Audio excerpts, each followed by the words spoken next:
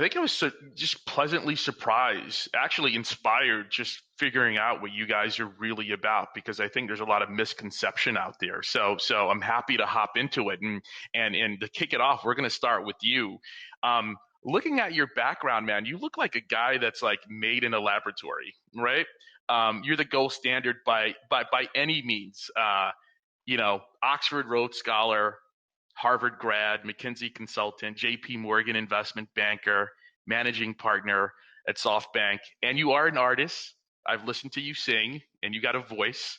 Um, what what drives you, or how did you get to where you are now? Were you like an entitled kid from Andover, Massachusetts, or what got you to where you are today?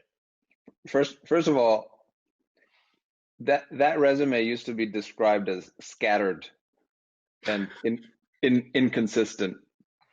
So there are many ways to look at it. No, I was not born in the U.S. I was born in Nairobi, Kenya. Two parents, one worked in government, one worked at UNICEF. Nothing fancy at all. Went to public schools. Had an older sister. Very straight down the middle Nairobi childhood, which compared to the US is pretty bare bones. And the thing that happened that really changed my life was getting into Harvard, which was, one of these events that you never really think will happen. If you grow up in Nairobi, I like to tell people, because I think a lot of immigrants respond to this, and a lot of people in the US, actually, depending on where you come from, respond to this. What you're trying to do most of your life is get out of it, get out of that place that you are in. And so the first, 12 years of my schooling were, how do I figure out a way to get out of here? And that was the late 90s. So Nairobi, I think, has come a long way now. Off-brand Nikes were what people wore. They weren't even real Nikes. It was like Nike with like an I at the end, type of thing. That was Nairobi in the 90s. And so you just wanted to find a better life for yourself. And a few people from my school had gone to schools in the US. A couple had gone to Ivy League schools in the past. So there was a bit of a reputation that you could get kids out of this school in the middle of Nairobi, in the middle of Kenya, and they wouldn't fail. Yeah. And I benefited from that, right? And so I got into Harvard, and that was it. That changed my whole life, because it opened up the world.